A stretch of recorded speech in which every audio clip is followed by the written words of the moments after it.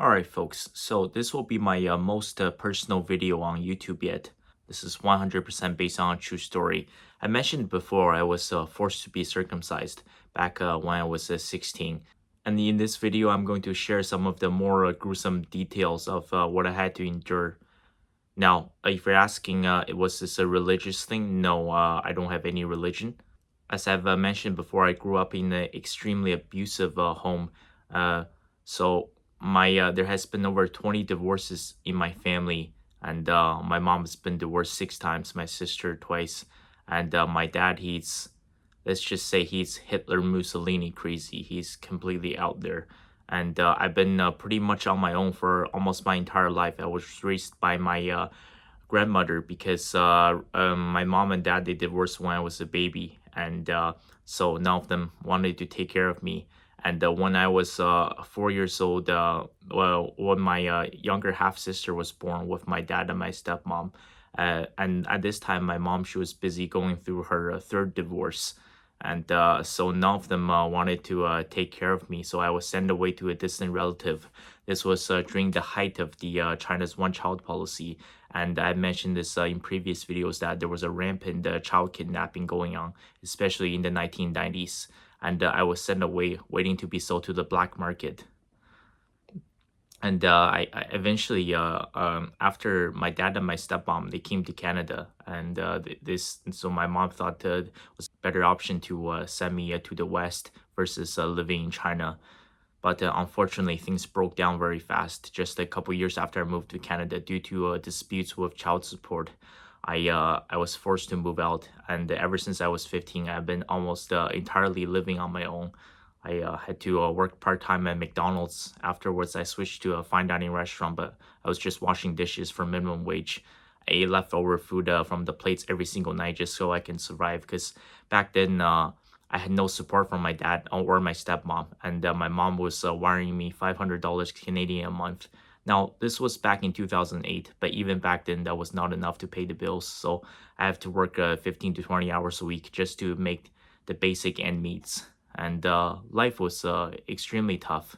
And I tell people life is not fair. It's not all sunshine and rainbows. But so when how do I put this? When I was 16 years old, I was about to turn 17, less than 2 months before I turned 17. And this was when my dad he wanted to force me to get circumcised. And I know some people they have to get circumcised because they have a medical condition. I understand that sometimes happens, but that wasn't my case. He tried to get me circumcised here in Canada. We had a Chinese doctor, and I'm being 100% serious. His name was Dr. Yao. He's long retired by now. And when my dad took me to see him, he said, "Why are you trying to get your son circumcised? There's absolutely nothing wrong with him." So and my dad, this really angered him, and he said, "You know what? When you fly back to China, I'm gonna talk to your mom, and you're gonna have to cut your foreskin off." So I really had no choice. And so and this is why I keep bringing up the fact that the nuclear family it's so important. And not just a family that's not divorced living together. You need a strong father figure, and you need a strong mother figure. So, and my mom went aboard with it. So at the time, she had a business. She had a sauna business in the city of Changchun. This is in northeastern China. So eventually, my mom she decided to pay more money to send me to one of the bigger hospitals, and I was put under anesthesia, but then I wasn't completely out, where I was kind of semi-conscious, and it's to be honest, the procedure it was semi-botched. It was so where they made the initial insertion, it was on the left side of my penis. I'm being 100% transparent, and what happened was like the guys they did a really terrible sloppy job, and on the left side it's left a permanent scar. And I know if it's done correctly, like everything is supposed to come out all round and smooth, and but there's still like a mass on the left side. It hasn't looked the same ever since. I haven't felt the same ever since. And so what happened is after the surgery I go into recovery. they wrapped a bunch of cottons and band-aids, just medical tapes and all these wrappings around my private parts. And after I left the hospital with my sister, her first husband at the time, and we went back home. The recovery was worse than anything I could have ever imagined. I had so much bleeding coming out of just where the incision was made from my foreskin, constant agony, pain, and constant bleeding. I had a lot of troubles with peeing because the recovery was over a month, and sometimes when I pee, just the blood would just drip out from when the incision was made on my foreskin, and it was more painful than anything I could have ever imagined.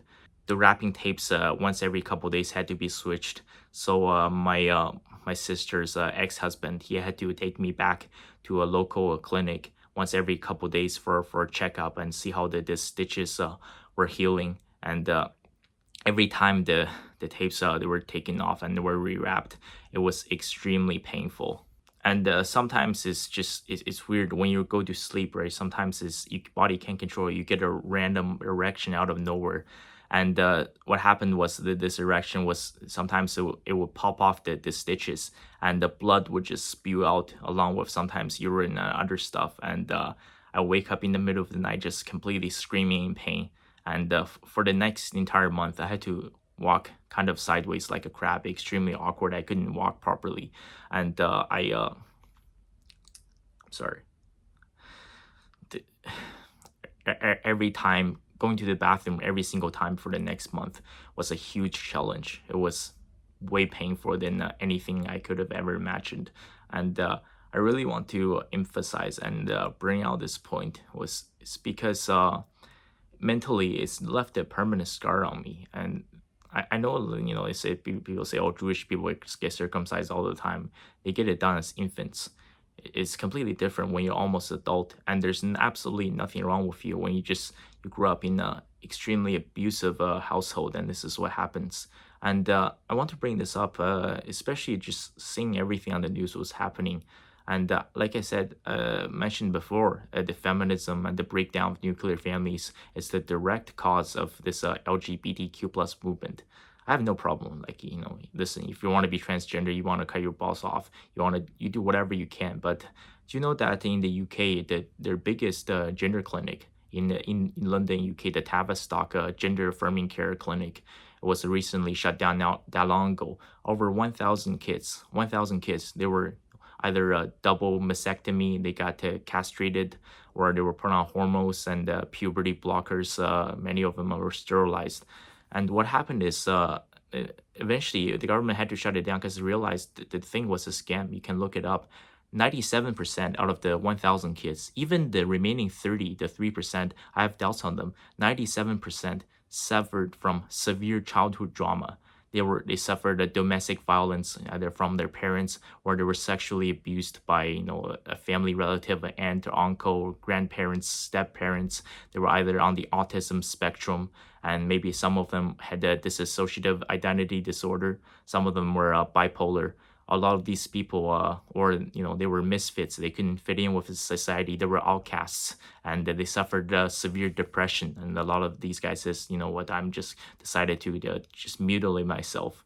This is crime against humanity. And listen, if you're an adult, you do whatever you want, okay? Whatever you feel like. If you want to cut off your balls, cut off your balls. It's nothing new. And eunuchs has been around in China for thousands of years. Tens of millions of men were castrated. But when you force this ideology onto children, it's pure evil. And I've had many suicidal thoughts over the years because, like I said, 31 years old now. I cannot even find a date. No woman will ever even talk to me. It's extremely hard to hold a conversation. And people say, oh, get fit. But look all the medals behind me. I'm about to run my first world marathon major. Nothing has changed. We have a society that's extremely vicious towards the heterosexual male.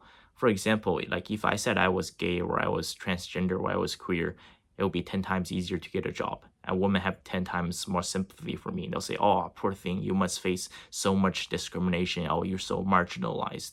And This has to change because the more this drags on, like the more incel depressed men they will become, and some of these men they will turn extremely violent when a man is struggling. I'm at the point where I'll be in my 35, 40, 45. I cannot find anyone. A lot of these. That's why 75 to 80% of suicides are men. That's why over 90% of drug overdoses are men.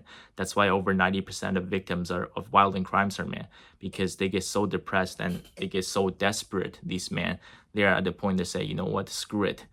Nobody wants to acknowledge me in this world, and I might as well just start shooting people. This is why there are so many mass shootings. There are so many school shootings, because when you push a man to the corner where he's got absolutely nothing to lose, it's just like the movie Joker, and then all hell breaks loose.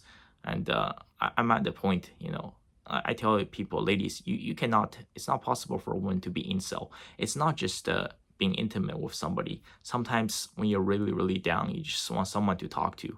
And do you know that in 31 years, let me tell you this, how many women do you think has ever sent me a DM? So some kind of on social media. So how many have actually openly approached me in the public, or has flirted with me, somebody I know? Do you know how many? Zero. The average man will forever be invisible. Like what Chris Rock said, women, children, and pets, they're loved unconditionally. A man can only receive love given the condition that he can provide something.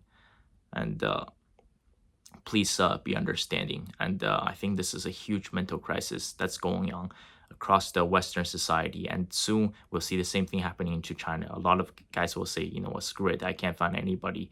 And, might as well be gay, might as well be trans, might as well be queer, and might as well just viciously attack women, might as well identify as a woman and go into female bathrooms and going to female sports.